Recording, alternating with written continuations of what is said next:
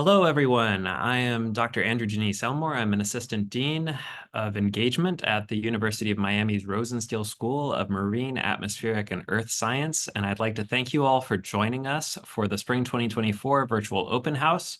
We have a great program for you today. We're going to have several people talking about our different graduate and undergraduate programs. We also have some folks who are going to talk a bit about our facilities and other things like that. And particularly since we still have one graduate program that is open for applications, the Master Professional Science program, we have a number of track leaders from that program who are going to talk about their specific tracks. So I'm very excited to share all this with you today, and I hope that you enjoy. The way this is organized today, we're going to have each speaker on the schedule have their presentation. And during that presentation, you are welcome to drop questions for them into the Q&A. However, we're going to be saving the answers for the Q&A for the final section of the presentation at around 1:15 or so, I think. And the presentation should all end by 1:30. So this will be about an hour and a half. And then the other thing to keep in mind is just that we are recording this today. So if you have to drop out for some reason, you'll definitely have the option to review it later. We're going to send out a recording to everyone who is registered, but we hope you'll stick with us and that you will drop in any questions you have in the chat and we can get to them at the Q&A portion. So just for this section here, let me see here. I just wanted to quickly introduce the Rosenstiel School. We were founded in the 1940s as the university's marine research laboratory, but we've since grown to encompass all of the earth sciences and atmospheric sciences. We have amazing faculty, and we offer 4 kinds of degrees: a traditional undergraduate degree, a traditional MS, a very popular Master Professional Science program that is more flexible and in many ways very innovative. And we also offer a fully funded 5-year PhD program. The MS and PhD deadlines have already passed, as have the undergraduate ones. So today, that is one reason why we're looking a little bit at the MPS since it's still open.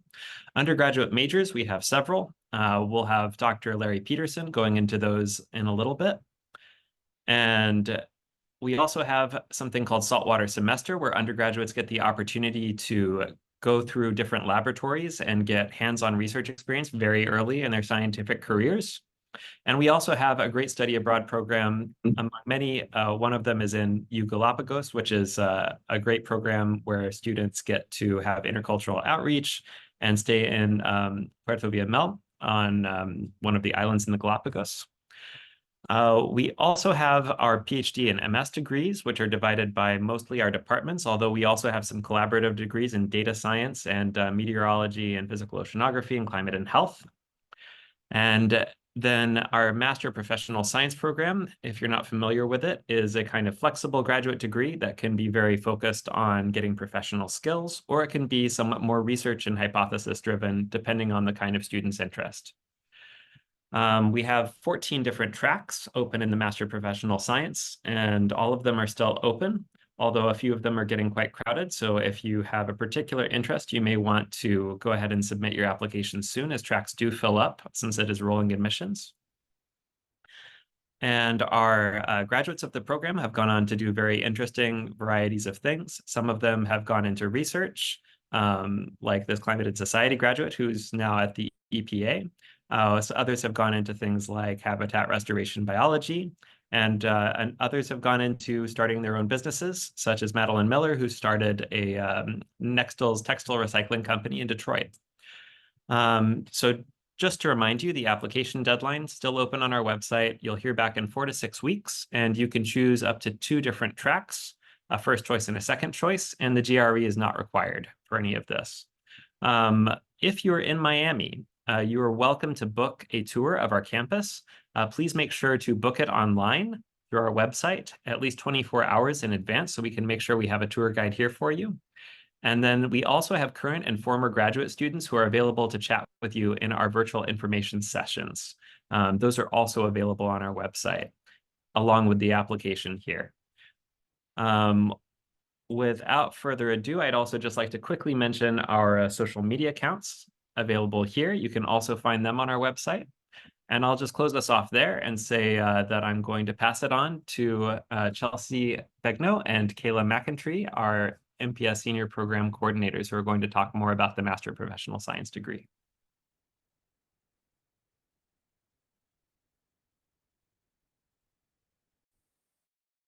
Fantastic. Thank you so much, Andrew. Can everyone confirm that you can see my screen okay? Looks great. All right. So hi, everybody. Thank you so much for joining us today at the open house. My name is Kela McEntee. And I'm Chelsea Begnaud. And we're the senior program coordinators of the Master of Professional Science program. Chelsea and I are both alumni of the program as well, and we're really happy to tell you more about this graduate program. Before we really get started, you'll notice that our presentation here is comprised mostly of images, and these are real pictures of our actual MPS students that were taken during field courses, travel courses, and internship work. And also, if you look really closely, you can spot Chelsea and I, and also Heidi making a few appearances as well throughout the slides. And as Andrew kind of mentioned, the MPS program is designed to give students hands-on experience in their field of choice. And after this presentation, I hope you have a much clearer idea of what that looks like.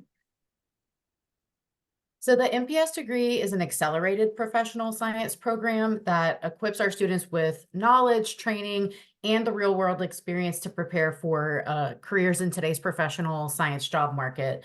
Our students can complete the degree in as few as 12 months, and they go on to work in various sectors like industry, government, and nonprofit organizations. We offer 14 unique tracks to choose from. Andrew did feature some of those earlier. We have some that are specialized as marine mammal science and broadcast meteorology. Then we have others that are broad in context, including marine conservation and climate and society. So each one of these unique tracks is managed by one or more of track leaders from our Rosenstiel faculty who are experts in that field of science. And if you're interested in learning more about the courses or plans of study, those are available on each track's webpage on the MPS website. Our students typically complete 2 semesters of coursework before they transition into their internship phase. And there they can apply everything that they've learned in their classes to an independent research project at the host organization of their choosing. The program offers a lot of flexibility when selecting an internship opportunity, and this allows students to choose the location and the duration of their internship, and also explore new interests that may be in the realm of science. So while there are many, many aspects of the program that Kela and I enjoyed as students, one of the things that I appreciated most about the program was the variety of course offerings that were available to students. So when I was in the program, this really allowed me to explore my interest and even discover topics in science that I didn't know about previously. Off the top of my head, some of the classes that I really enjoyed were the citizen science class, marine conservation outreach, and the professional writing and science communication course. Something else that I appreciate is the really welcoming and fun atmosphere that Rosenstiel brings, and the opportunities available for you to network and connect with people in our community. And for me and my background, I really appreciated that this program was open to students of all backgrounds. So my undergraduate degrees are in public health and psychology, but I was able to come into the marine conservation track, and my non-science background actually contributed to interesting class discussions with other students with different types of undergraduate experiences, and other of my friends had backgrounds in humanities degrees, physical science degrees, and then everything within that spectrum. I also really liked that the program was so flexible so that all of us together could come into these courses with different backgrounds and interests and take the classes that would specifically prepare us for the careers that we wanted to pursue after we graduated. So we are accepting applications, as Andrew mentioned. So we hope that you'll consider the Master Professional Science program for your graduate studies. Kayla and I are both available to speak with prospective students and newly admitted students if we have any of you attending or watching the recording. We're happy to answer any questions that you have. We've included our email addresses and our Calendly links to schedule an appointment with us, and we hope to talk with you soon. Thank you. Thank you.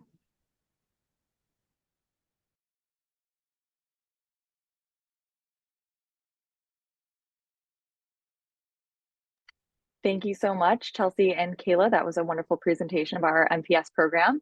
Our next speaker is Amy Clement. She's going to talk a little bit about one of our MPS tracks, which is our climate and society track.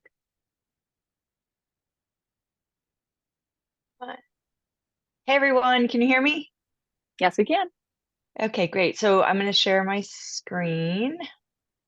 Let's see.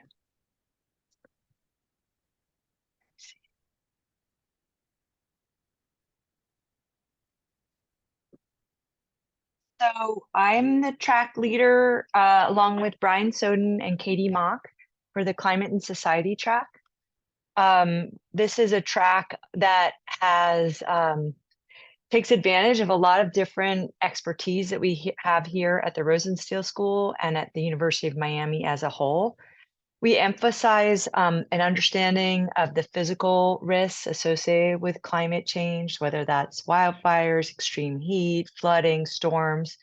But we also have a complete curriculum that allows us to look at both the risk side and the legal frameworks and developing urban systems that are resilient.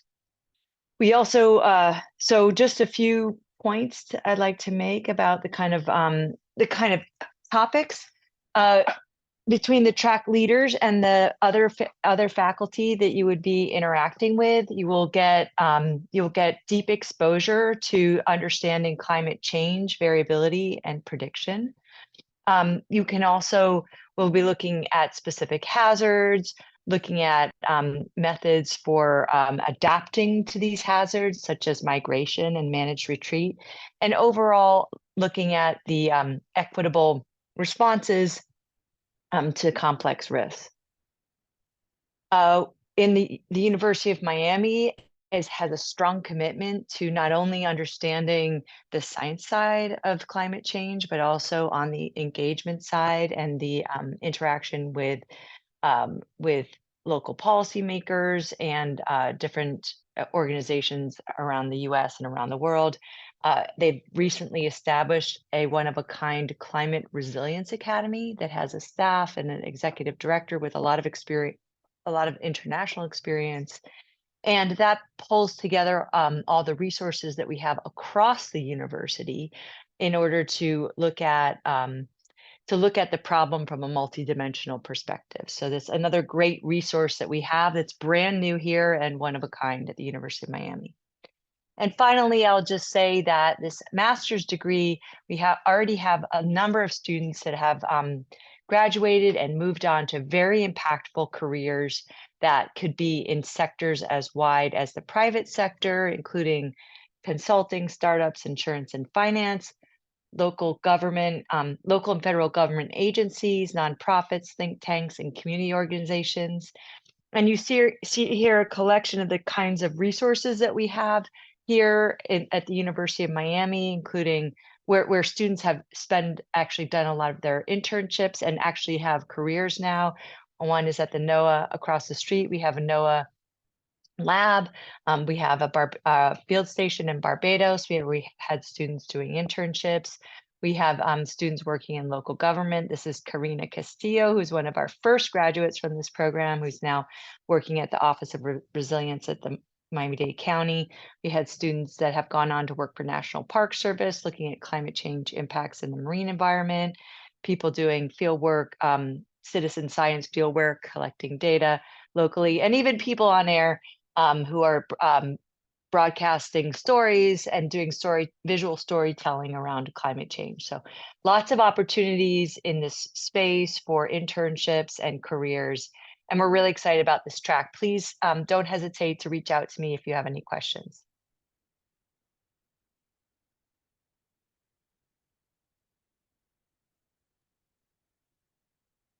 Thank you so much, Amy. Our next speaker is Professor Gregor Eberli. He's going to tell you a little bit more about our environmental geology program.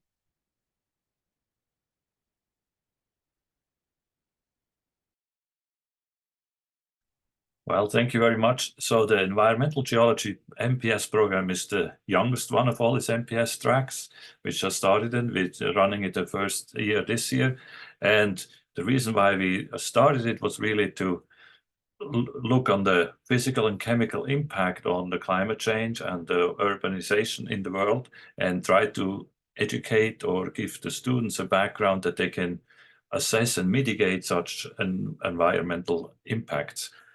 Well, it's housed within the Department of Marine Geoscience, mostly the program. And the reason for that is that we have an expertise that within the faculty that helps us educate the students for this track, that we study coastal systems like here in the Bahamas and Florida, and also the coral reefs in these systems and look of how they're impacted with the climate change and sea level rise. We have a strong geochemistry division in our department that we need for environmental assessment of groundwater contamination and things like that. And we have a strong geophysics and remote sensing branch within the department, so we can assess from the top down and from the bottom up the environment to see of how we can mitigate it and correct if something is necessary. And so the rationale really is that we want to produce scientists or geoscientists that go out and help with the going hazards that occur with the sea level rise and the changing climate. The storm damage becomes stronger in Florida. We have the sea level rise in Florida. We have the saltwater intrusions. All that these are themes that need to be addressed in the near future. And this MPS track tries to prepare the people for it. So really, the mission of the MPS program is to provide an education for all the students who want to translate their passion for environment into a fulfilling career. And our goal is to give these students the rigorous training that enable them for a responsible development of the coastal and urban areas and mitigate natural and anthropogenically geological hazards. So at the bottom you see, for example, we look with remote sensing data on the LiDAR images to assess the topography of coastal systems, especially here down in Florida. It's important with the sea level rise. Then in the middle, you see a picture with the ground penetrating radar where we image the subsurface. And in blue, you see how after rainfall, where the water actually flows into the subsurface to see of how fast and quick contamination and things like that would expand into the subsurface. We have cored areas here in different parts of the world, and we analyze the cores to see in the subsurface how strong the subsurface actually is for all the buildings and the constructions on the coastal and in the urban areas. So our program is like the plan of the study grid has like in all the MPS programs, it has core courses that you would take that are both heavily centered on the geology, the geochemistry, and the geophysics of the aspect of the environmental geology. But all of these classes are taught in a way that half of it is lectures and the other half is actually direct applied in a project. So you would learn everything that you need to know once you get hired by somebody out there. So we think that our students, the students who are coming from the MPS program, would find employment very easily in some of the environmental companies here in the hydrological companies here in the Florida Bahamas region, but also up on the coastlines, for example, the sea level rise that affects the whole east coast of the United States with the coastal system affected by it, and you would have the tools to assess and mitigate all the changes that occur in this. So if you have any questions on it, please contact me and I'm real happy to answer all your questions. Thank you.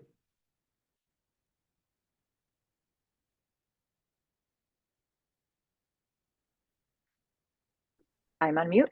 Thank you so much, Gregor. We really appreciate you giving your presentation. Our next speaker is going to be talking a little bit about our Tropical Marine Ecosystem Management MPS track, and that will be Professor Lydia Baker. Sorry about all this. I'm a bit double booked.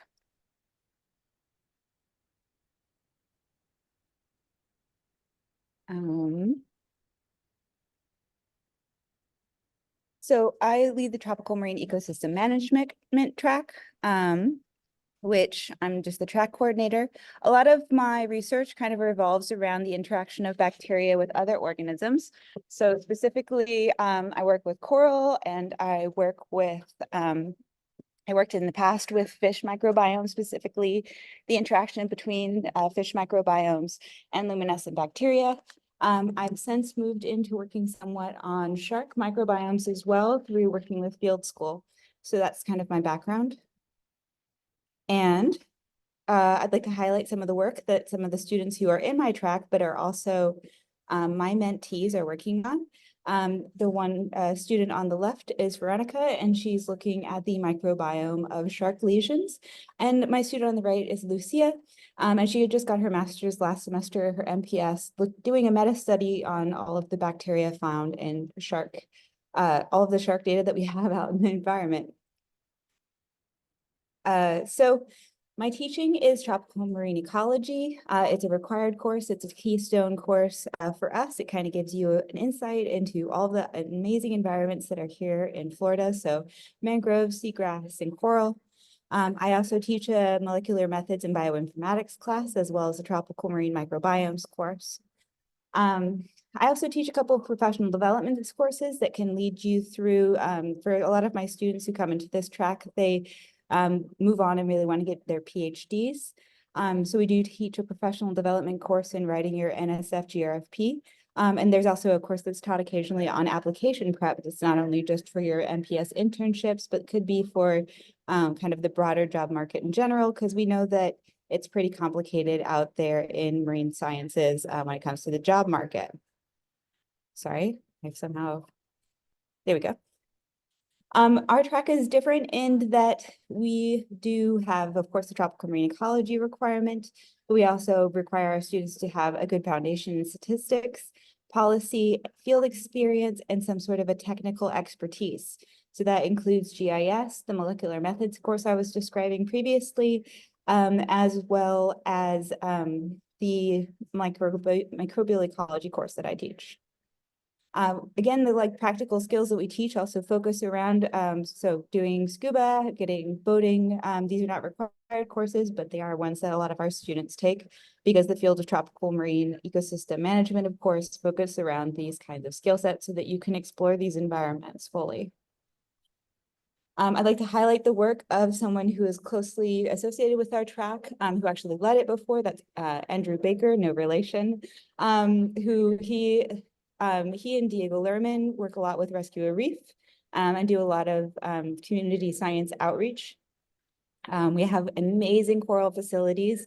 The pictures that you see on your left, on the top left, is the coral spawning system that we have here, as well. On the bottom left, we have the DARPA project that was recently funded. So there's a lot of opportunities for doing coral research here. We have amazing facilities out, both outdoor and indoor, for coral rearing and study. I'd like to also highlight the work of Dr. Nikki Traylor-Knowles and Dr. Monier.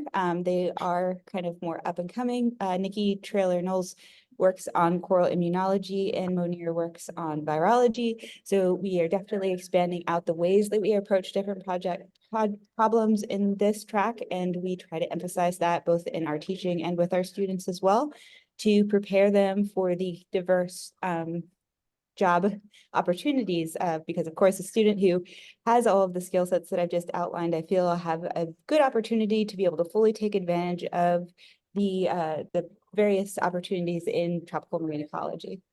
So sorry for the rush of it. I'm right in the middle of leading a seminar right now, which is what you're hearing in the background. But if you have any questions, please feel free to reach out to me over email.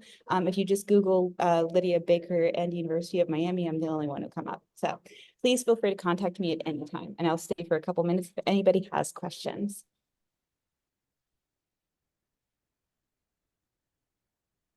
Can't hear you. I think you're on mute, Heidi. I keep doing that. Thank you so much, Lydia. So we're going to answer questions around 1:15 at the end, but if you do have any questions, you can feel free to drop them in our Q&A feature in the Zoom right now. I've been dropping the contact information for all of our speakers so far in the chat, so you can access some helpful links and their contact information through there. Our next speaker is going to talk a little bit about our exploration science program. I'll pass it over to Professor Kenny Broad.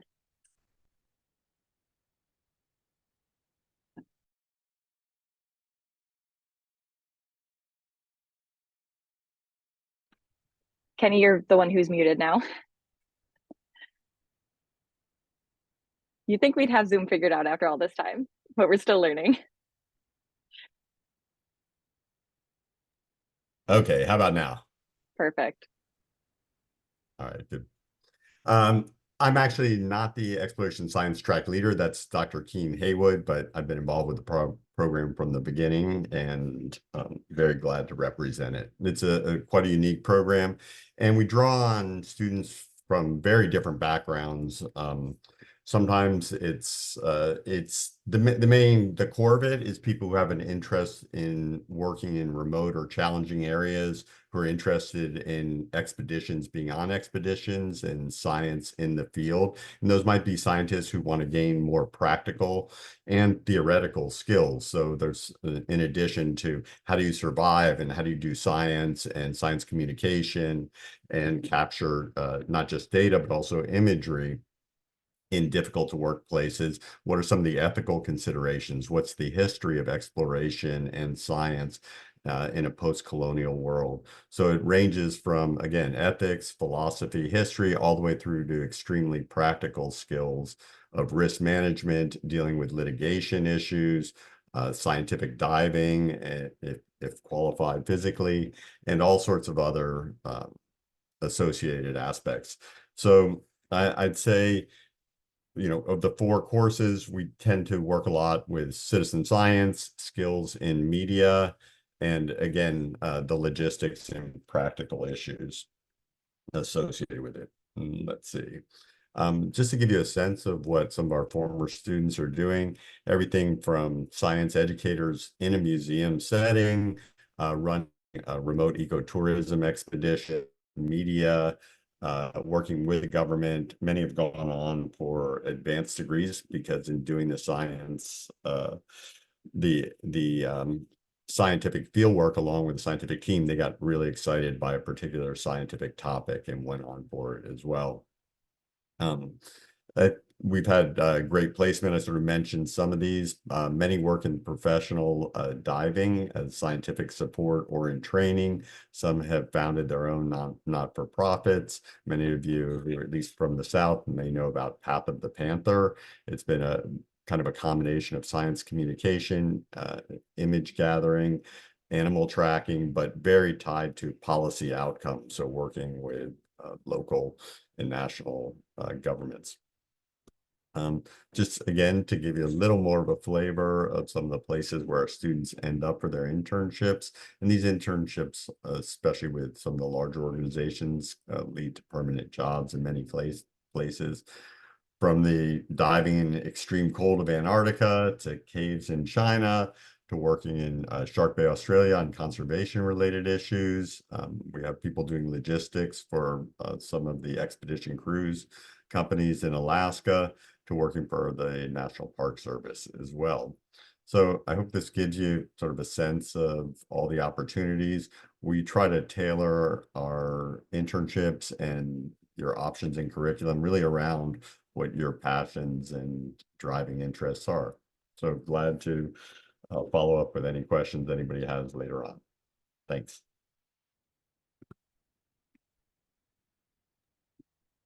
Great. Thank you so much, Kenny. Really appreciate it. Our next speaker is Professor Catherine MacDonald. She's going to talk a little bit about one of our larger MPS tracks, the Marine Conservation track. Catherine, I'll pass it on to you whenever you're ready.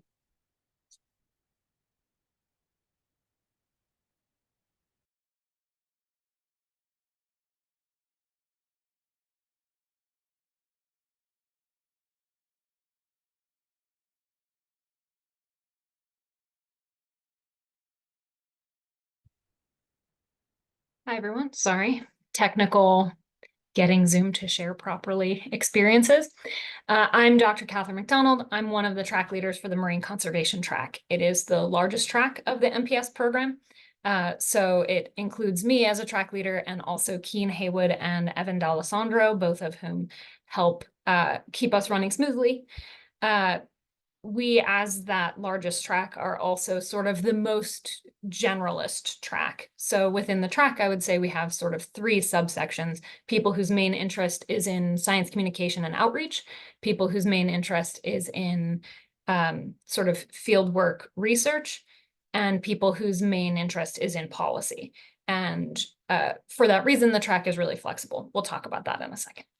So anybody who is in the marine conservation track, unless they've taken a very similar class and place out of it, will take marine conservation biology with me in their first fall semester.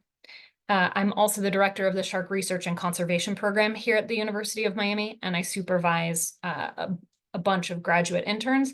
At the moment, I have about 12 MPS interns, as well as a few PhD students and our undergrad intern program that MPS and PhD students tend to help provide some mentorship to.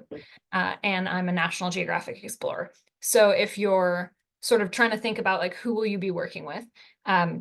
Feel free to get to know us a little better, both by reading some of our papers, reading about us online, and also asking us any questions that you might have. Feel free to drop those in the Q&A, and when I'm done talking, I'm happy to try to answer them. The one question I think I get most often from potential incoming MPS students is, what is the process for becoming a graduate intern? Every lab is different. You start building those connections with faculty after you arrive. For my lab, it's an application process that we open every spring. So most students don't start looking to their internship until after their first semester. And by then you'll have a better sense of the faculty at the school and the kinds of internships that might interest you. Just for a little bit more about me, to give you a sense of how interdisciplinary the marine conservation track is. I study shark and ray ecology, biology, and conservation. That includes human attitudes and management. I'm interested in tropical marine ecosystems and how they support both people and wildlife. I have a special interest in wildlife tourism and its effects on conservation. And I teach a fair amount of fisheries management stuff, and obviously, if one works on sharks, that's a piece of managing them in the human dimensions of conservation. So this track is not for people who are strictly interested in biology, but usually includes people who are primarily interested in biology with a side of management or with a side of conservation outcomes. Here's a few pictures of my team from the field. The marine conservation track includes the opportunity to take the Elasmobranch Field Skills course, which is a week-long field course where you learn to do shark research, both in terms of working with the animals and working with the gear. And the track has 4 required courses: marine conservation biology, as I mentioned, a law or policy requirement that expects that you will take one of our fantastic policy classes, many of which are taught by Dr. Manoj Shivlani, or one of our great law classes, mostly taught by Dr. Kelly Cox. A science communication requirement. There's a lot of courses that meet this, so it doesn't have to be strictly focused on something like outreach. You can take courses at the School of Education on main campus. You can take scientific writing courses that will be useful if you want to become a scientist, but also several of the really great exploration science courses count towards this requirement: natural history, filmmaking, citizen science. And you must take a technical skill. And for my own students, I usually recommend that that's statistics, because nobody coming out of the Rosenstiel School with a graduate degree shouldn't have at least like basic statistical competence, both as an essential job skill going forward and as an essential to the ability to really understand science. Students in this track often go on to work in education or outreach positions. I have former students running education programs at aquariums, for instance, or at state or national parks. Many go on to work in research and management, including a focus on fieldwork. Some of my former students are working in environmental consulting or natural resource management in a sort of primarily field-facing position, or in policy or management spaces. And I think all 3 of those are pretty common. And one of the reasons we have so few required courses is to allow you to specialize in the area and direction that you think you're going to be going. I don't know. I don't think I have any time left, but my contact will be in the chat, so feel free to reach out. And also please drop anything in the Q&A that you'd like to know right now. I'm going to stick around and answer questions by type for a little bit. Perfect. Awesome. Thank you so much, Catherine. So that is all for our MPS tracks now. We're going to get into our undergraduate programming, and then we're going to hear from a few PhD MS students. So I will pass it over to Professor Larry Peterson, who's going to talk to you a little bit about our undergraduate programs here at Rosenstiel. Great. Thank you, Heidi. Hope everybody can hear me.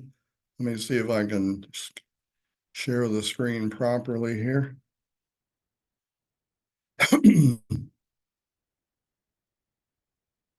Everybody can see that, hopefully?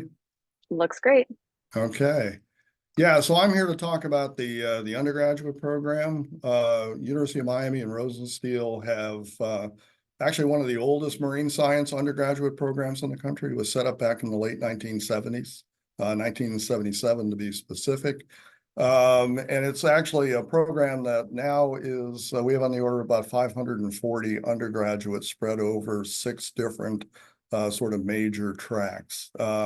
Miami is a great place to learn marine science as an undergrad. Obviously, the environment here, you're close to the ocean, it's warm.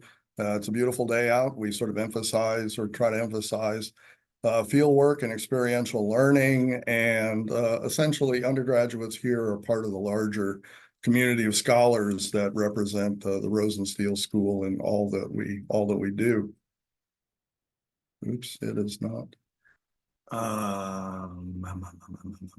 on. Doesn't seem to be advancing here. Oh, crap. Excuse me.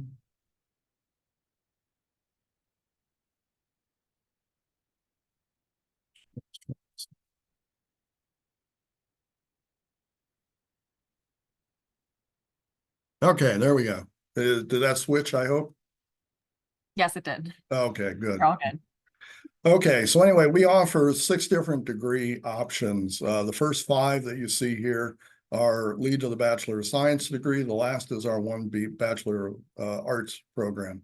When marine science was first set up here back in the 70s, there weren't any comparable undergraduate programs in the country, and there was concern about, having sufficient rigor. And so it was set up so you could only major in marine science if you combined it with a full second major in one of the other core sciences. So, biology, chemistry, physics, geology. Today, you can do marine science math, you can do marine science computer science, you can do marine science biochemistry, marine science environmental engineering, marine science microbiology and immunology. So there are a whole sort of range of double major programs that you can do. We also have a number of single major programs. Meteorology, we have a very strong atmospheric sciences department, and the undergraduate meteorology program, follows the AMS curriculum. It is many of those students are double majors in math or physics, because that's a lot of what meteorology involves. We also have a double major where you can do meteorology with the School of Communication and do broadcast journalism. So you can do basically broadcast meteorology, if that's what your interest is. We have single majors in marine biology and ecology and oceanography. Those were just set up about 5 years ago to give students that are, pretty certain of their interest a little more flexibility in terms of, narrowing down their interests. Marine biology and ecology has a particular emphasis on upper level research courses. Oceanography deals more with sort of the broader aspects of the ocean. You can do geology as a single or a double major, and then marine affairs is our 1BA program. And again, that's a very broad program for students who have interest in, passionate about the ocean and environment, but they don't want to really be scientists, but they're interested in policy or resource management or, ocean law, coastal law, marine protected areas, fisheries, a whole variety of topics kind of fall into that category. And again, we try the best we can to, sort of integrate classroom work with field opportunities, getting people into the field. A lot of opportunities for undergraduates to get involved in, research at the Rosenstiel campus. And we have a, excellent track record of sending people off to grad school. We send people to medical school, vet school, and directly into, sort of jobs and industry. The undergraduate program is administratively based on the main campus, the main Miami campus in Coral Gables. So we're about 8 miles from the Rosenstiel campus, which you can see here at the lower right. and of course, which is what you're primarily hearing about today. The most of the classes in the undergraduate program, the majority are actually taught on the Coral Gables campus. I mean, that's the residential campus for undergraduates. That's where almost, all the other courses they would be taking in, math and chemistry and biology and statistics and everything else are taught on that campus. We do teach we have a freshman course that everybody takes. The labs for that course are taught out on the Virginia Key on the Marine campus. We have a shuttle that takes students back and forth. And of course, the idea there is to get students out to the Rosenstiel campus and become, more familiar with the campus, meet people, make the kind of connections that can lead to, opportunities to work in someone's lab. And to do something like a senior thesis. We have about 40% of our students will do a senior thesis that, involves having a 3-person committee, a chair, a proposal, a written product, and a public presentation at the end. As I said, we try to get students to see this is the Walton Smith, our research vessel. In the fall and in the spring, we offer a number of cruises. We did 5 this year, sort of full-day cruises, where freshmen and first-year students are given preference, where you get to spend a day on the water out in the Gulf Stream, middle of the Straits of Florida, and learn to sort of handle oceanographic instrumentation, take water samples, tow nets, collect various types of data. And again, that's a really good experience for people to sort of get their sea legs underneath them. We offer a unique undergraduate study abroad program called U Galapagos. We've done this for about 10 years, 12 years actually. It's a full semester program taught on site in the Galapagos Islands by Rosenstiel faculty. We teach courses in a back-to-back mode where, the students are there. The faculty come in for 2 weeks, teach a course, leave, and then another faculty member comes in. The students live with host families in the village of Puerto Villamil, which is on Isabel. It's the biggest island. And, we sort of alternate, but we teach a variety of courses that are very much, focused on the islands and their sort of unique ecology and geology. And, they're essentially, what's happening in terms of climate and things. They also do some community service work, over the course of the semester. We have Marine Biology Ecology has created sort of a similar kind of semester where students all take the same set of courses. That means they don't have schedule conflicts and can spend, most of the week out at the Rosenstiel campus, again, taking a series of back-to-back courses that are, specifically targeted for marine biology students. Again, there's a whole variety of undergraduate, clubs and organizations that students are involved with. They can become certified members of, get certification as part of the Marine Mammal Rescue Team. We have Scuba Club is the largest club on campus with almost 1,000 members. Not all marine scientists, of course, but open to anyone. We have a freediving club, an AMS student chapter. Aquarium Club. We have a club called the Propeller Club that sort of interfaces with the local maritime industry. And again, our students tend to be, very passionate, very involved, and it's a pleasure to work with them on a regular basis. So with that, I think my time is up. I will try to be back for questions at the end, but if I don't make it because I'm speaking with a couple of prospective students in the next minute or two, please feel free to contact me by email. It's just lpeterson, very simple, at miami.edu, and certainly try to answer any of your questions that way if I don't get back in person. So thank you, Heidi. Thank you, everybody, for your interest and for being online today. Thank you so much, Larry. Really appreciate you being here today. If anybody has questions for Larry, I did drop his contact information in the chat, so you should have that available for you. To send him an email if you have a question. If you have questions about the undergrad, you can drop them in the Q&A too. We'll try to answer them as best as we can if you're absent for the Q&A, Larry. Next, we're going to hear from 2 of our PhD students. Our first PhD student is Aidan Mahoney. He's going to tell us a little bit about his experience here at the Rosenstiel School. Excellent. Thank you, Heidi. Can you hear me okay? Yes, we can. All right, so now I'm going to share my screen and hope it works. Excellent. So a little bit about me. My name is Aidan Mahoney. I'm a PhD student here at Rosenstiel in atmospheric science. I got my undergrad and my bachelor's of science also in the atmosphere from Cornell University. A brief note about that, it's actually pretty common to not have a degree in the discipline you do your PhD in. So just because I'm, one of the students who had the same undergrad subject area that I'm pursuing in grad school, I mean, that is certainly not a deciding factor at all. I've had a longstanding passion for the weather and more so for tropical cyclones, climate change, modeling and observations. And that's really what led me to Rosenstiel, because we have a great academic program with excellent faculty, excellent fellow students, and broadly there's a great spirit of collaboration and community here at the Rosenstiel School, both within the atmospheric science department and between departments. So again, a really excellent, the best choice for me, and I do not regret it at all. I did want to speak a little bit about something that I'm involved with on campus. So the Canes on Canes Hurricane Science and Preparedness Outreach Group is the hurricane outreach group at Rosenstiel with members from PhD, master's, MPS programs, as well as even a few undergrads.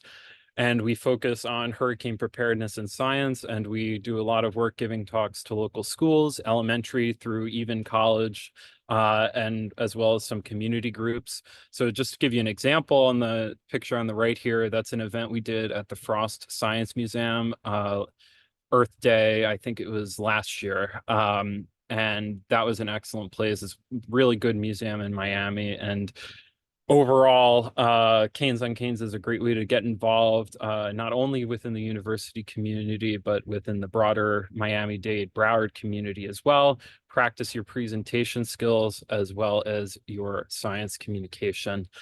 If you have any further questions for me, I'll hang around for the Q&A as well, or you could just shoot me an email, aidan.mahoney@miami.edu. Thank you, Heidi and Andrew, for organizing, and thanks everyone for being here today. Great. Thank you so much, Aidan. And I'm just going to drop our Canes on Canes outreach program in the chat so you all can check that out. It really is an amazing student organized program that helps make our community more aware of hurricane preparedness. And that's super important for us, especially in Miami, where we do get a lot of storms. The next student who you're going to hear from is Fabrizio Lepiz. He's going to tell you a little bit about his experience in his PhD program here. Hi, everybody. Give me 1 second and I'll share my screen. There we go. Can you guys hear me okay? Yes, we can. Awesome. So hi, everybody. My name is Fabrizio Lepiz. I'm currently a PhD student in the Coral Reef Futures Lab, and I'm a third-year PhD student. A little bit about me and my journey through Rosenstiel. So once upon a time, I was very much not at Rosenstiel and not in marine science whatsoever. So I was actually working in finance, and I had a full career of 6 years in finance before I decided that I had enough. And in doing so, I ended up changing jobs, went to community college, did all the science prereqs to ultimately end up here pursuing what really is my dream job as a coral scientist. So what has my journey been here at Rosenstiel? So I began life as an MPS student, and then I started volunteering with the Coral Reef Futures Lab during my time as an MPS student in the first semester. Volunteer opportunities are very much something that is available to you as students, and that I encourage people to take full advantage of, because I don't think I would be where I am today had I not started volunteering with the lab. Afterwards, I took my MPS internship with the Coral Reef Futures Lab, and then I transferred to the master's track. This is something that, it's possible, But it's not a commonality. Like I said, I think I would say that I really had to put in the time and the work and the effort to be able to make that happen for myself. And then, just this past August in 2023, I was extended the opportunity to stay on as a PhD student. And in doing so, I transferred as a third-year PhD student. So a little bit about what we actually do. Who knows? In coral science. Well, he does. He is a student in our lab who just graduated, and he's now a PhD, a full doctor. A little bit about, like we said, what we do. So we run a lot of experiments. Obviously, we're a lab. In coral science, the Coral Reef Futures Lab particularly focuses on looking at thermal stress assays. So in the pictures here, you see the results of some experiments I ran as a part of my master's project. Over down in the bottom right is a tree that we designed specifically for my project. And then, some of the, that's kind of what it looks like to run a lab-based thermal stress assay. We have run reciprocal transplants in the Keys, photo modeling. We've done sea bass, which is a automated coral bleaching assessment on boats, on research cruises. Lots and lots of field work. So my job, I would say, is 70% field work, 30% lab work. So we're out there constantly monitoring, doing experiments, outplanting, sampling corals. This is the part that I love the most about where I'm at and about my job. Doesn't come without the lab work. So we definitely do a lot of lab work as well, identifying coral symbionts and the like. Other important parts is our outreach events that I've gotten to do. As you can see there, got to meet Anderson Cooper, which was really, really cool, and such a career highlight for me. Wish I would have done without the mustache, but hey, choices were made. And yeah, we've done different outreach events with Rescue a Reef, World Oceans Day. This is part of something that I really enjoy doing, and has been a great kind of addition to my PhD. Teaching assistantships are part of life here at Rosenstiel, whether you're a PhD student or a master's student. It's been really, really fun. I didn't think I was going to like teaching until I had a whole class for myself. And I absolutely love the experience. So very much recommend that if you're a PhD or a master's student to get involved with TA-ships. Then there's conferences. Conferences have been a really exciting piece of my PhD and of my master's. I'm actually going to be going to Naples for a conference coming in the summer. Really, really excited about it. And yeah, it's really cool because Rosenstiel gives you the opportunity to go to these conferences, to talk about your work, to meet really cool people, and just show everything you got. I mentioned research cruises. So we have the Walton Smith, as well as other cruises that you can go on in case you want to get exposure to different types of science, like not coral science, for example, for me. And I just wanted to leave you guys kind of with a couple of tidbits of what has made Rosenstiel so unique in my experience. So for one, the hands-on experience, bar none. I've had so much time in the water, so much field work, so much just exposure to the field itself. It's super collaborative. There's a strong sense of community within the people here at Rosenstiel and within other labs. There's a lot of creativity in your research, particularly as a coral biologist. Here I am with a cage design that I made up entirely for my project. So lots of creativity, a lot of creative outlets in research. One thing I'll say to plug Rosenstiel is the availability of our resources here is absolutely incredible. If you come here and want to take advantage of the resources that the university has at its disposal, it is 110%, bar none, anywhere else. So that is something that I very much pride myself on as a Rosenstiel student. And then job opportunities. So here in South Florida as a coral scientist, there's so many networking opportunities, so many job opportunities. Again, you really will not get that anywhere else. And then here's some fun pics. of corals and such. Any questions? I don't know if we're taking questions, but in case we are. We will do some questions at the end around 1:15, but if you're available to stick around, if folks have questions for the Q&A, you're welcome to type some answers for them. I just want to say thank you so much for telling us about your awesome experience here at Rosenstiel, and thank you to Aidan too for both being here today. Our next student is Kennedy Moore. She's a current NPS student here, and she's going to tell you a little bit about the campus life at Rosenstiel, some of our student organizations, and things like that. So I will hand it over to you, Kennedy, whenever you're ready. Yeah, sounds good. I'll go ahead and share my screen.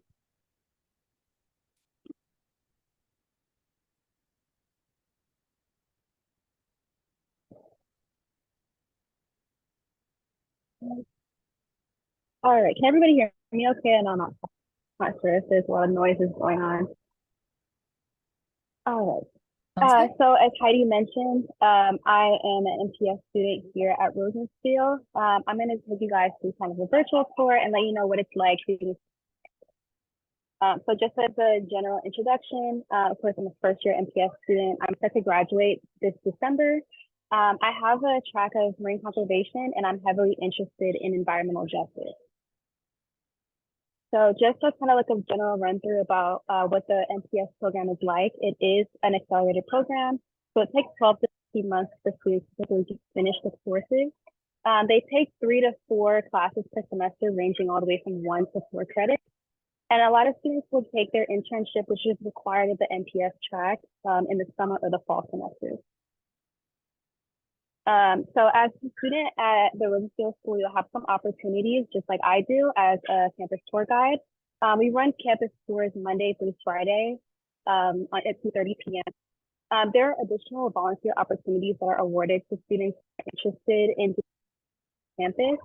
And there are also opportunities to work on student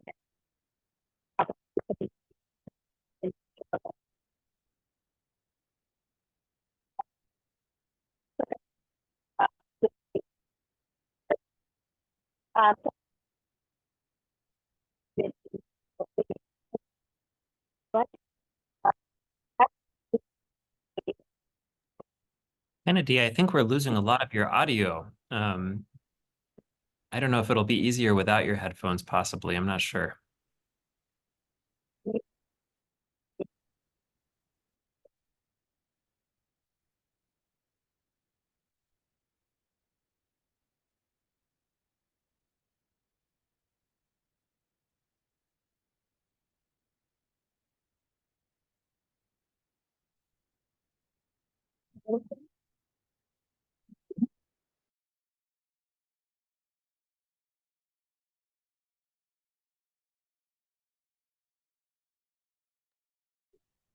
Kennedy, I'm sorry, we still can't hear you.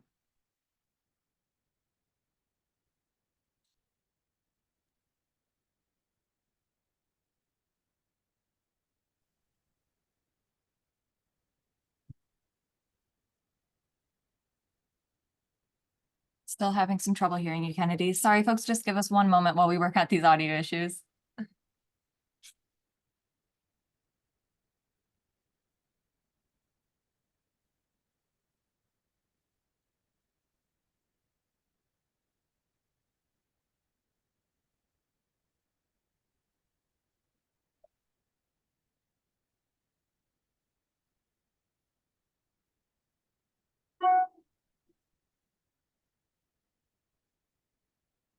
So since Kennedy's having a little bit of audio trouble and I see our next speaker, Erin, is here, let's go to Erin if Erin doesn't mind and give Kennedy a chance to fix the audio issue, and then we'll come back to Kennedy in just 5 minutes or so, I think, right?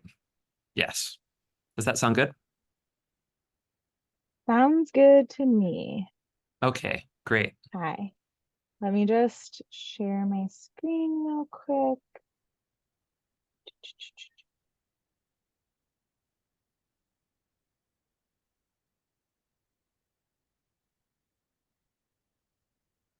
For some reason my feature isn't popping up for me to share my screen.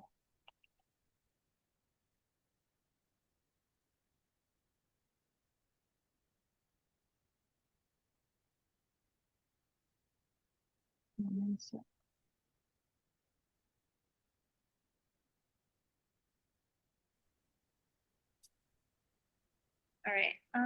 Can everybody hear me now? Oh, we have Kennedy. Yes, I can hear you. Okay. Let's see. I'm having such bad technical difficulties right now. This is the worst. Just can you post in the chat if you can hear me? Okay, beautiful. All right, let's go ahead and try this again then.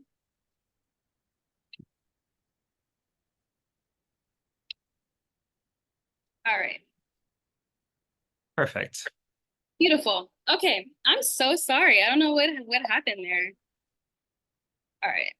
Okay. Let me see. Is there any way that I can get my video back on? There we go. Thank you. Okay, sorry everybody. So I'll go back to the beginning of what I was speaking about. So we have a few facilities that are dedicated to studying saltwater sea life here on campus. One of my favorite happens to be the SUSTAIN facility, which stands for Surge Structure Atmospheric Interaction. So this is a one-of-a-kind facility. It's the only facility in the entire world that can mimic a Category 5 hurricane. It does so by pumping in air and using paddles to push water back and forth. The winds and the speed of the water can reach up to 180 miles per hour, so quite quick. There are often scale model corals put into the facility that can mimic how natural corals out in the water column can slow down wave action. Additionally, there are house models that are also placed on the coastline of the facility that shows insurance companies how Category 5 hurricanes affect their clients' homes. So it's very important for the people who are working in this facility to show real world scenarios about why it's important to study corals and how Category 5 hurricanes affect homes. Additionally, there are a few wet labs that are located on campus as well. This includes the California Sea Hare or the Aplysia lab and the Ocean Acidification lab, which focuses on corals. So as you can see, this cute little guy in the corner in the middle is our California Sea Hare. It is a sea slug and it's super cool. They are located and based out of California. So they do receive cold water into the labs. Additionally, they are, just fun facts about them, they are hermaphroditic. So that means that they can be both male and female based on the breeding cycles and when their spawning season is. And additionally, they're used and they're studied because of their simple neurons. So their neurons are often seen by the naked eye, and they're used to study degenerative diseases such as ALS, Alzheimer's, Parkinson's. So super cool things being done in that lab. And a lot of students who are MPS students are often hired to work in these labs because they get their pretty red color from the macro red algae that they consume. They consume it all the time, so students are often in need to go in and feed them all the time. Additionally, moving down to our coral labs, coral are an integral part of South Florida's ecosystem. So it's very important to study their thresholds of how much they can tolerate when it comes to heat and ocean acidification as well. So in these labs, often there will be bubbles that are seen in the tanks. This is CO2, and as well, there are heat lamps that are placed above the tanks, and that raises the temperature of the tank. So the studies that are done here for corals are done to see how much they can withstand. They are fragments that are taken from the bay, and they are implanted here. They're seeing how well they can test the push of limits, and then they're integrated back into the bay based off of how well they withstand the temperature and the pH change. So again, lots of opportunities for students to come in and learn more about these two important parts of our ecosystem, and also get some volunteer and work experience as well.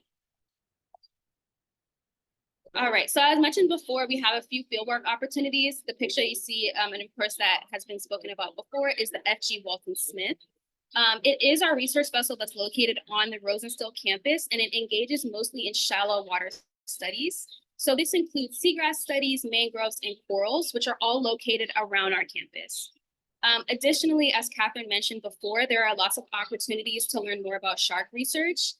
Shark tagging is an important part of why we learn so much about the ecosystem around us. there are plenty of opportunities for students, undergrad, graduate, PhD, or younger kids to learn more about why sharks are so important. Lastly, there are a few scientific diving courses that are taken as well on campus. And as mentioned before, the Scuba Club is the biggest club on our campus. I usually tell students that if they're wanting to take a scientific diving course, they must go ahead and get their certification prior to taking the course. Additionally, you will have to engage in at least 4 to 8, depending on the course type, open water dives. So I usually recommend that students go ahead and do that during the summertime when they're not worried about classes. If you're not an MPS student and you're not able to take these classes, again, there's so many clubs on campus across all 3 campuses that are offered, such as the Scuba Club, Rescue a Reef, which engages in reef cleanup, the Sustainability Initiative. There's plenty of opportunities to go out and get your dive gear on and just engage in a lot of field work and seeing the ecosystem around us. All right, so moving on, we have what is known as the Commons. This is kind of our hub of campus.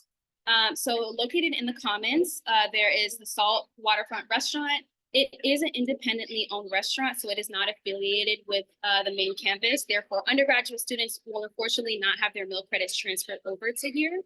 But it's great for students to come in, grab a bite to eat, watch the nice views, see the open water while they're engaged with their other students. Additionally, we do have independently owned bar on campus known as the Wet Lab. Lots of opportunities to network here. Professors, students, community members, and just scientists around the community will sometimes come here for events such as trivia nights, karaoke nights, student events such as Christmas parties are held here. So it's a great opportunity for you to learn more about campus and about the opportunities that lie around us on the Virginia Key. So it's great for students to come here and just unwind after a long day or classes that are going on. So again, it's just great for students to come in and be around each other. And that brings me to the end of my virtual tour. I'm happy to answer any questions at the end. If you have any questions about what it's like to be a UM student, what it's like to be an MPS student, what its graduate school is like, I'm always happy to answer those for you guys at the end.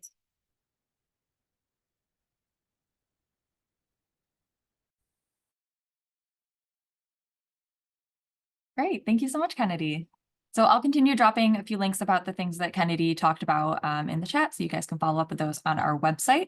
Our next speaker is also a current student here at the Rosenstiel School. Her name is Erin Weisman. She's going to talk to you about our marine student graduate student organization and some of the other student-led organizations that we have here on campus. Awesome, thank you, Heidi. Okay, so as Heidi mentioned, my name is Erin. I am a current master's student in a coral restoration lab here on campus, as well as being the Sustainability Initiative Chair and Yoga Coordinator for the Rosenstiel School. So today I'm going to talk to you about the Marine Science Graduate Student Organization and all that it encompasses. So first off, what is MSGSO? First off, we are here to enhance the student experience, fundraise for student travel, design and sell Rosenstiel merch, as well as host social and professional development events, as well as multicultural and diversity events. For example, some of our social events include throwing an annual Halloween party. This is definitely one of our favorite events every single year. It's really fun because everybody tends to dress up in like marine related costumes. So here on the top photo, we have one of my friends, Remedy. She dressed up like a coral tree, definitely a big hit. And then on the right, I was borrowing my friend Ben's horseshoe crab costume. He actually got a skateboard underneath him and scuttled around the lab. It's pretty funny. Additionally, we hold holiday parties, potlucks, a lot of beach cleanups because we want to take care of the Rasmus Beach that is right next to our campus, as well as we are hosting both non-science and science-related trivia nights. As far as professional development events goes, this semester, we've had a grant writing workshop, as well as a resume and cover letter writing workshop, and we're hosting headshot sessions. So as well as being social, we are preparing you for the job market, helping you be the best scientist in a professional setting that you possibly can be. So Sustainability Initiative, this is kind of my domain. We have a lot going on, but a couple of our kind of bigger projects that we're working on. We have a community garden in the back of campus that includes a composting facility. So if you are trying to be more eco-friendly, more green, you can bring your compost, and we use that compost to fund our garden. Additionally, we have a ton of Earth Week events coming up soon, which I'm very much involved with planning at the moment. One of which is our really popular clothing swap. So everybody brings in their clothes and we have a big party on the breezeway and everybody gets to find a new outfit. Additionally, we do DIY planting days where we collect recycled jars and then have some soil so people can plant their little plants. And recently we're adding in more holistic wellness programs. So that way we can have students decompress, de-stress. So we're doing a meditate and paint event for Earth Week this week. Additionally, we have a plastic recycling program. We've actually completed, I think, close to like 600, 700 pounds of plastic recycling, which rewarded us a bench. So we won a bench from our plastic recycling, which we're really excited about. Also, we have a reverse vending machine that we can recycle cans and then get money out of them. It's sponsored by Coca-Cola. Also, we have a ton of beach cleanups, like I mentioned. Finally, within sustainability initiative is the yoga program. So this semester, it's on Wednesdays. So every Wednesday you can attend a yoga class for a suggested donation of $10, just working to improve mental health of students as well. If you have any questions about sustainability initiative or any of these programs, I'm here for you. My email's at the bottom. And then moving on to merchandise. Of course, if you're going to go to Erasmus, you have to have a super cool outfit. So we recently have been adding new logos and have been creating new merch. Chloe, our merch chair, is trying to be really creative about what we can have so that everybody can have the proper swag so you look cool on campus. And we're always accepting donations or suggestions on what you want to see, whether that's a rash guard, a hat, a cool sticker, water bottle. So if you're curious or you have suggestions, definitely reach out. One of our larger components of MSGSO is the diversity, equity, and inclusion. So this program works to collaborate with multicultural events and student affairs office to hold a safe space for students to share their experience about diversity and inclusion here at Rosenstiel campus. There's different lectures that we have. I think it's every week or bi-weekly, twice a month. Those topics have included patriotism and nationalism, as well as allyship, climate gentrification, and advancing STEM, women in STEM and people of color in STEM as well. If you would like to get involved with any of these programs, I know it's an amazing community and they have really awesome lecture series, and so you can connect with lists as well. Finally, we have an upcoming event, our auction. Our auction is a collection of both silent auction and live auction items. And all of the donations, majority of the proceeds here go to the Student Travel Fund.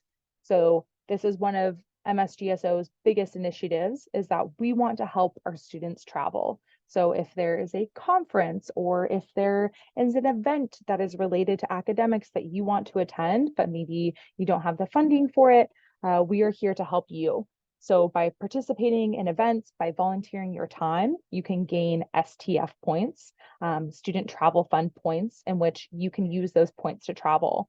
And so the auction is a huge donation to that. In 2023, we raised $11,000 for student travel, and you can also volunteer with the auction. We have our auction coming up on April 19th. So if you're if you are in the South Florida area and you want to come by, tickets are now on sale. Finally, here we have our executive board. A lot of our current students involved with MSGSO are actually graduating this year. So we will be looking to fill our president position, our secretary position, our treasurer position. So if you are looking to get involved with campus legislature, this is your opportunity to do so. It's a very small group of people, but we work really well together, just trying to make Rosenstiel be the most welcoming and interesting place to be. So we have Sam, our president, Danny, our vice president, Will, our secretary, as well as Elizabeth, our events chair. Chloe and Molly are our co-merch chairs. Liz is our multicultural chair, and then me, sustainability yoga coordinator, as well as my co-chair, Lucy. And I think with that, that's everything that I have. I'll send it back to Heidi. Thank you guys for tuning in today. I really appreciate your time and hope to see you on campus soon.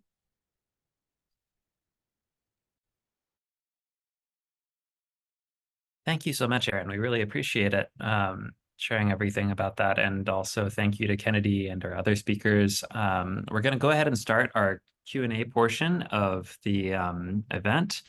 And so if you have any questions, you're very welcome to drop them into the Q&A. And either I or one of the folks who is still on with us, which includes Chelsea Begnaud, Dr. MacDonald, Erin is here, Dr. Broad is here, and Kennedy and Aidan are still here. So if you have any questions, feel free to drop them in now. I will go ahead and give you a moment to drop those in if you have them, and then we will see what we can start with.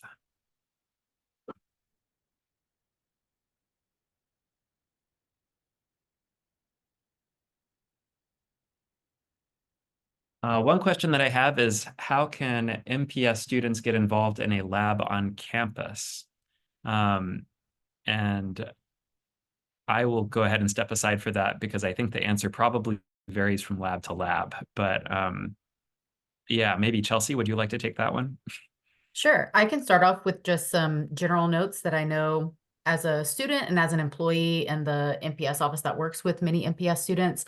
So the short answer is that it does vary from lab to lab, but it is a great opportunity for you to explore any interests that you may have, build connections with not only the researcher or faculty member who's leading that lab, but as well as the other grad students in MPS programs, master's programs, and doctoral programs. Typically, opportunities that are available will be advertised through our student listservs once you commit to the program. And there may be an application process. There may be an opportunity for you to meet one-on-one and explore the lab and see what opportunities are there. But we do share those with our students. We don't advertise those to the entire greater campus. So that is a benefit of being a Rosenstiel student. And I think Erin maybe wanted to chime in about other recommendations for working on campus. Yeah, so I had this experience where I came to Rosenstiel and I thought I had an idea of what I wanted to do, but I wasn't entirely sure. So I found the best way to start getting involved with labs was to start talking to other master's students who had already been on campus for a moment. So I started working with Remedy, who was a previous student, and she needed help with her research. So I started going in, helping her glue little corals onto plugs, and that's how I got involved. From there, different opportunities arose, and she connected me with different people. But I found that just by associating with people on campus and trying to make friends and find community was really a great way to get involved with different labs. Great, thank you. I am seeing another question here. Does the MPS program accept any transfer credits from other graduate programs? In general, this will vary a lot depending on what the transfer credits are. I believe that there's a maximum amount of transfer credits allowed at around 6, and that it will need the approval of your advisor to go through. So that would probably be a question to ask your advisor once you're meeting with them. I can also chime in. There is a website, or if you look at the graduate student handbook at the Graduate School, they have information about transferring credits. But as a heads up, students cannot transfer credits until they are an active student. So you can't transfer credits before you start your program. I'm seeing Dr. Broad has his hand raised. Did you have something you wanted to add, Kenny? Sure. Can you hear me okay? I'm Yes. actually on the road. Yes. Okay. Just on the credits, it's a little different from transferring credits, but I know in our program, we can waive some of the core required courses if someone already has a lot of overlap or expertise, which opens it up to take more electives. And just to jump back to the last question about getting involved with labs, another great aspect of being at Rosenstiel School is we're right across from big NOAA labs, but fisheries and Atlantic Oceanographic meteorological labs. So we're constantly getting invitations to participate in their activities. So it's a whole nother set of potential colleagues and experiences. Thanks. Yes, that is actually something that I had neglected to mention. So thank you very much. I appreciate adding in the fact that we are right across the street from a bunch of NOAA labs. and that we have a very close relationship with them. Other questions we have here. I have someone asking the best way to learn on-campus and off-campus employment opportunities. How do students navigate finding jobs that work, not necessarily knowing their schedule yet? And when do they start applying for jobs? I'm happy to take that one. Okay. So students can seek out on-campus employment through something called the JobX portal. We do talk about that in our onboarding meeting, which is an invitation for our verified and accepted students. So those opportunities may mostly be focused on the main campus, but you're going to hear about any Rosenstiel campus opportunities through the student listservs. All of our students are signed up to those listservs once you commit to the program as a verified student. And we talk with our students about balancing school and work and some other obligations that you may have. We understand that students do need to support themselves, and we do have students who maintain part-time jobs while they are full-time in the program, but it largely is based on you as an individual and everything that you need to balance. So we do talk more about that with students, and we can talk about that more one-on-one. I will say that employment opportunities on our campus typically are advertised once the fall semester starts. So if you reach out for any opportunities in the summer, there may be slim to no choices, but we do start to see those opportunities available in the fall once you start the program. Many MPS students also TA. Chelsea was one of my TAs when she was in the program. And typically you have to have taken a class before you can serve as a TA for it. So your first semester or your first year, if you end up doing your internship in Miami, will often be sort of part of the process where you start finding faculty and courses you'd be interested in TAing and hopefully connecting with them for the following year. Yes, and we have student worker positions that can open up and become available in the library, in any administrative offices, some of the labs. We also may have other opportunities with partners that are that collaborate with our university. And then we have some students who choose to get a part-time job out in the greater Miami community. So again, largely depends on you and your preferences and your needs, but we're always happy to provide you with advice and navigate any questions you may have about balancing those things. And Kenny, did you have another thing you were going to add? I still see your hand raised. No, that's just, I'm incompetent with Okay. Zoom. Sorry. All right. In that case, I think another question that has come up is, are there opportunities for MPS students to be involved in research given that it's a professional degree? All right, I'm seeing Dr. MacDonald nodding her head yes. So there's no, the big thing to understand is that this is a pre-professional degree in the sense that it's designed to help set you up to work when you graduate, not a pre-doctoral degree, the way many MS degrees are, that are intended to set you up to do a PhD. It doesn't mean that MPS students don't ever go on to do PhDs. Some of mine have. It doesn't mean that you can't do research. It only means that the standard your research must reach is not the same as for an MS student. So MS students, the normal standard is there's an expectation that the work that they do as part of their MS degree will result in one publishable unit of science, right? One peer-reviewed paper. And for some MPS students, that is true. I have had 4 or 5 MPS students who've gone on to publish the work that they did as part of their MPS degree. And it's something I love supporting. But, I've also had MPS students who've kind of taken a stacked approach where over the course of a few years, 2 or 3 MPS students will kind of work together to build a project that's ultimately going to be publishable. And they end up on that publication, but they don't have to do it alone in order to graduate.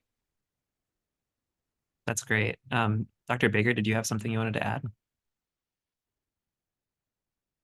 Yes, excuse me, my camera's not working right now, but I just wanted to second what Catherine was saying, and that I feel like most of the people who graduate from my track, it's mostly research-based internships. So they're presenting on primary research that they do over the course of the summer.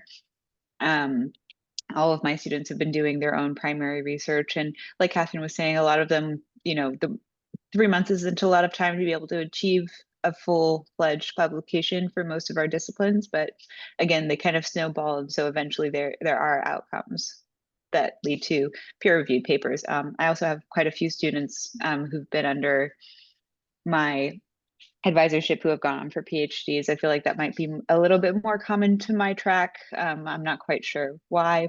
We attract different types of interests and where the utility of that degree changes, I think, depending on your emphasis. But just to provide a little bit more insight. And again, sorry, my camera's off. And I would just add to that almost all of my students are doing research, but the MPS degree means that it's possible that if you're like, the thing I want to do is run a social media account for ocean outreach, you can do that. That can be your project, and it doesn't need to generate scientific data for it to be defensible, graduatable, and to set you up for the job that you want, with the ability to say, like, here are examples of my work.